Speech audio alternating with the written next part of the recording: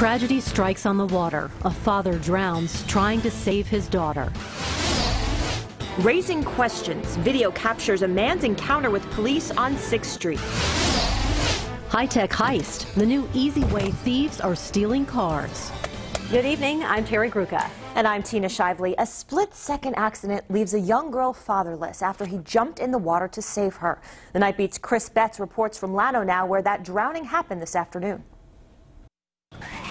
It was supposed to be a quiet afternoon spent fishing. A father and his young daughter out here enjoying the cool water and the warm sun, but witnesses tell me that it quickly turned deadly, even after bystanders jumped in to try and help. A popular spot for locals, the site of a tragic drowning. She was crying.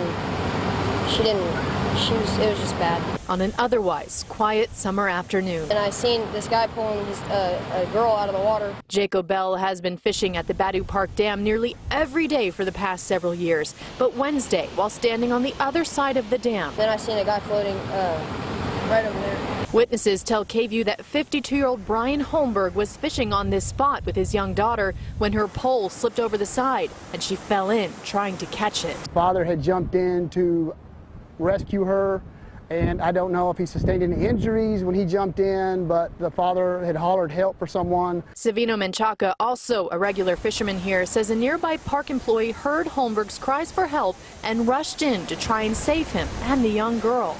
She jumped in, rescued the daughter, and she was only about 115 pounds and was unable to bring her father inshore because he was probably 6'1", 300-something pounds, and could not bring him to shore. When medics arrived, they tried to perform CPR, but Holmberg was pronounced dead. He went under for 5 minutes, and they tried to bring him back. And regulars say it's extra slippery walking out to their spot. That's why they always bring one thing. That's why you can see I have socks on my feet. That's why we wear socks. It helps with traction so they can fish safely, but it's not without its risks. Something a father learned too late. Llano police tell us that the family was from Victoria. We don't know if they were familiar with this fishing spot or if it was their first time here.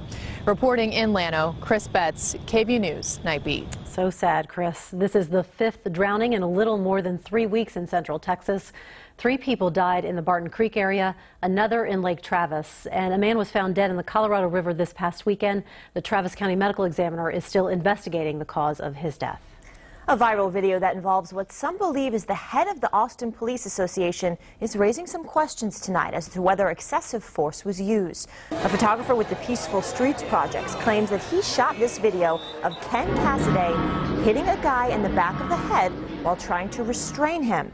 The Night Beat's Brandon Jones has been following this story for us. Brandon, what are police saying about this? Well, Tina, APD would not comment on this case. However, we have seen these types of videos before, and of course, you know, there's always more to the story. Now, the video does not show what happened before the recording, and you cannot hear what's being said by the officer or the man they're talking to, but members of the Peaceful Streets Project feel someone should be held accountable. One of the latest videos shot by the Peaceful Streets Project involves a member of the police force. This time, it's the president of the Austin Police Association, Ken Cassidy, that's at the center of attention. The video, which was shot on June 18th, a little after 2 a.m., starts off showing a typical night on 6th Street. But then you see an Austin police officer point at a man in the crowd who appears to be drunk. The video does not have any audio, and we don't know what was said by the officer or the man. Cassidy told us police received a call about a disturbance involving a man at Toulouse Bar on 6th Street. Shortly after the video begins, you see a man touch a horse in the mounted unit, and that's when things get physical. The video shows officers trying to restrain him, including a man they say is Cassidy. The video shows Cassidy motioning in a manner that looks like he punched the man in the back of his head. Police put the man in cuffs after the scuffle. Antonio Beeler with Peaceful Streets feels Cassidy's actions need to be investigated. That's assault. There's nowhere in the guidelines of their policies that suggests that it's okay to punch someone who's not a risk to anyone in the back of the head. That could kill someone.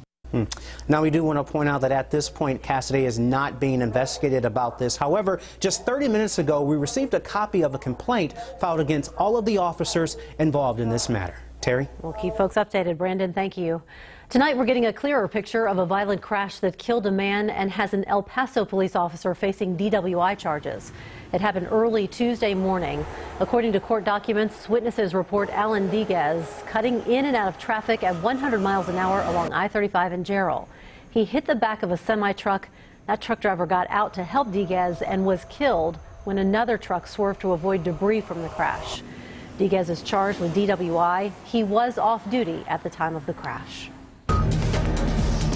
Highs today in the mid-90s. We've cooled about 10 degrees, and we still got about 10 degrees to cool down until tomorrow morning's low, sitting in the low to mid-80s across the area right now. 85 degrees in the city, 85 Bastrop, and 80 in Fredericksburg. Dome of high pressure will make for a muggy, warm night. Hot and dry day tomorrow with those heat indices up to 100, but starting to see some signs of this high weakening just a bit. That could lead to a small chance of a shower or two for the weekend. Much more on that coming up in your full forecast. All right, Albert, thank you. Chaos in the Capitol tonight. The chant, "No bill, no break," echoed through the House chamber. Democrats protesting what they see as Republican inaction on gun violence.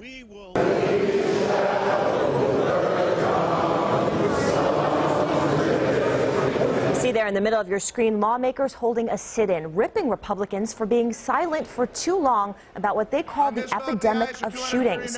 They say they will stay there until they get a vote on proposals to strengthen background checks and block individuals on the terror watch list and no-fly list from buying guns. Republicans blasted this move, calling it a stunt and a disgrace. Austin City Manager Mark Ott discussing his possible departure from Austin for the first time today. He's a finalist for the Executive Director of the International City-County Management Association. Ott says he's intrigued by the challenge, but there's a reason why he has stayed in Austin for 8 years despite other job offers. Along the way, you connect with the quality of life and the value systems here that has come to resonate with me and my family, and we love Austin. The ICMA is set to make a hiring decision in mid-July. City Council also discussed Ott's personnel review today. Council has been postponing it, delaying a vote on Ott's pay and benefits since March. Shattered glass. They are supposed to bring sunlight into your car. Tonight, a Texas man says his sunroof exploded. And surprisingly, he's not alone.